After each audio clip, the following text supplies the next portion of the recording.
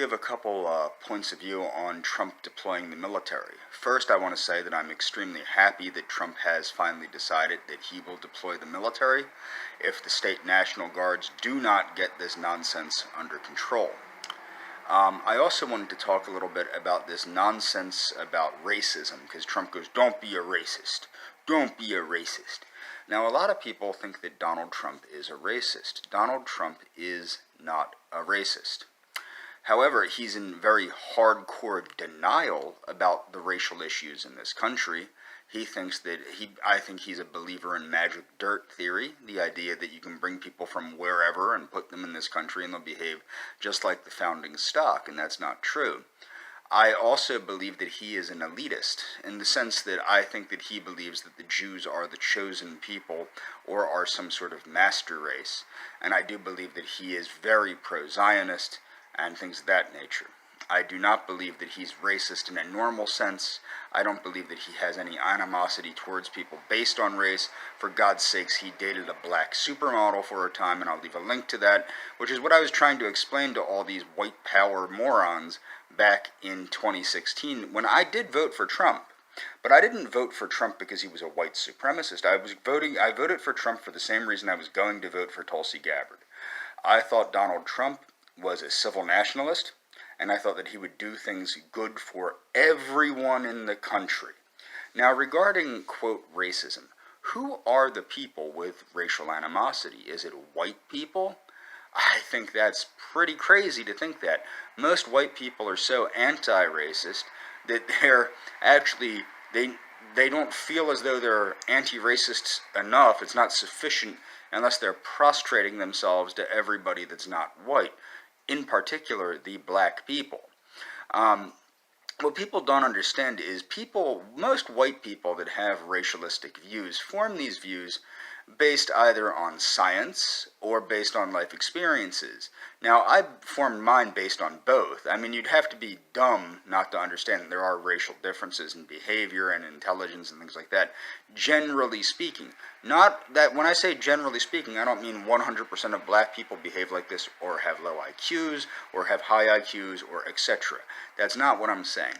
What I'm saying is it's generally. Most people like this have this, okay? But like I said, I had to deal with black people my whole life from where I grew up, and also in the schools I went to, because I got kicked out of public school and had to go to one of the charter schools that dealt with juvenile delinquents.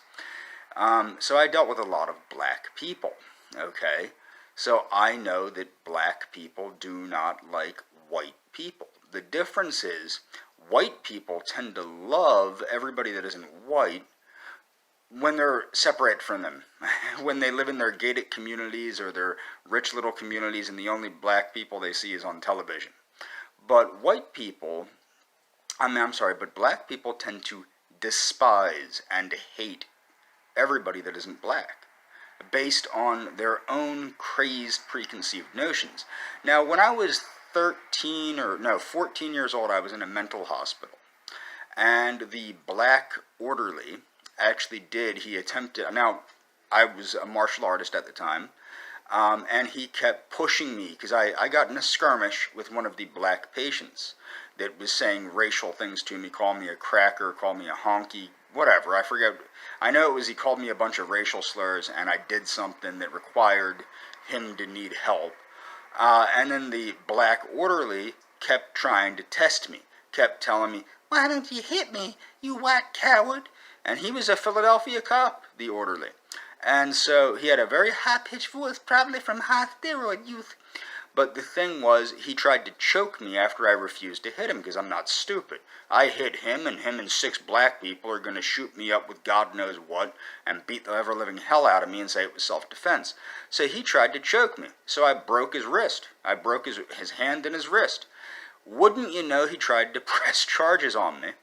Luckily he didn't, because the staff of the hospital had some sense after the charge nurse had a stroke of conscience and happened to be a white woman. I don't know if that had anything to do with it, probably not, and stated, no, this child, I was 14 years old at the time, was attacked by this grown man slash Philadelphia police officer that was juiced out on steroids because he was racist against white people. Mind you, he wanted to kick my ass because some black boy got beat up by me for calling me racial slurs. I didn't say anything racist at that point in time, okay? Until he started trying to taunt me and things like that, pushing me and saying, "Why don't you hit me, you racist coward?" So I called him probably a couple racial slurs, what have you, but I did not actually state anything racist up until the point he started trying to get me to attack him, okay? And then another time, I was told, and this is in another mental hospital, people don't grasp this, I was told I was racist because I had a beard. What it was I was not allowed access to a razor because that was against the rules, and I was 16, and I grew facial hair very early. At about 15, I had full facial hair. So the dude actually told me, I was in this place for probably, 14 months or something. The dude goes, "I could tell you were racist because you had a beard." Now imagine that. Imagine that. Now I shave my head regularly, so a lot of them assume I hate all black people because I shave my head. It's not hatred. I avoid black people. Now, I live in a black community. If my neighbors say hi to me, I say hi back. If my neighbors talk to me or want to have a little conversation, I have a little conversation with them if I'm going out to get my mail or something like that. I do not hate anybody. I do not hate George Floyd. As I said, now there's differing autopsy information coming in, which it's probably bullshit. It's probably straight up bullshit. And the thing is, does that mean I'm racist or that I hate George Floyd? No. As I said from the beginning, I don't think that the dude should have died for trying to write a bad check. Okay? I don't think that was the appropriate thing to do, but I don't think it was purposefully done. And as I said from the beginning, we'll find out after this plays out in court. The United States was created by Anglo-Americans, Anglo and Dutch Americans, that implemented a very nice system of laws that have Roman law and Anglo-Saxon or Germanic common law to settle the disputes in this country, and we are a nation of laws. At least that's what the Constitution says. We are not a nation that simply goes by mob mentality, which is what people want. And that's why these people feel cheated, is they want to lynch these police that probably didn't do anything wrong. That's what my point is. I didn't say they didn't do anything wrong. I said you have to wait until it plays out in the legal system. That's why we have a legal system in the United States.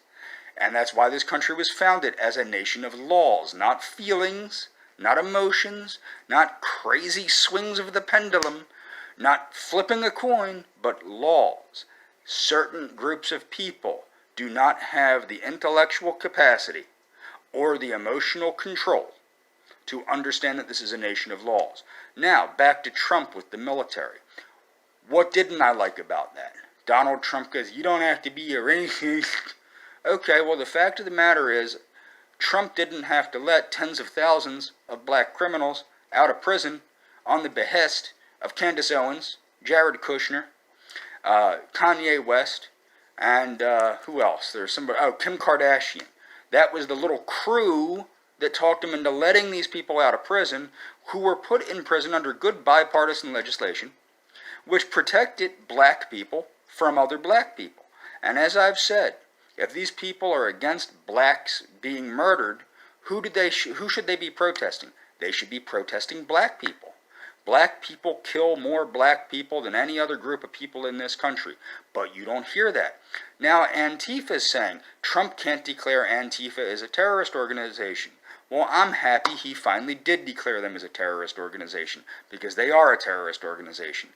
But these same people that want a constitution, they didn't have anything to say when Trump's idiotic Department of Homeland Security declared that so-called white supremacists were a bigger threat to this country than anything else in the country, although you'll be seeing from these riots, it's not white supremacists that are torching whole cities to the ground. It's not white supremacists killing people in the streets. No, it's not. White supremacists don't do that. Okay, and the black Israelites that murdered all those Jews in the Jewish market in New Jersey, which I will leave a link to. You know, they weren't white supremacists, because white supremacists, or white nationalists, or whatever the hell you want to call them, generally speaking, do not do crap like that, because white supremacists, again, have higher intellects and have more emotional control and understand we're a nation of laws. A lot of them, that's why they became white supremacists, as they see our country falling down now that it's embracing this multicultural bullcrap, and they believe in the white man and the white man's laws, and that's why they did what they did. Okay, that's why they have the political views that they do. But people don't grasp that, because people just want to hate. People want to hate white people. And that's exactly what Trump is doing by trying to say that this is all Antifa. He's trying to find any way he can to shift the blame from the blacks, who are obviously the ones primarily doing this, to white people. And that's all for this video.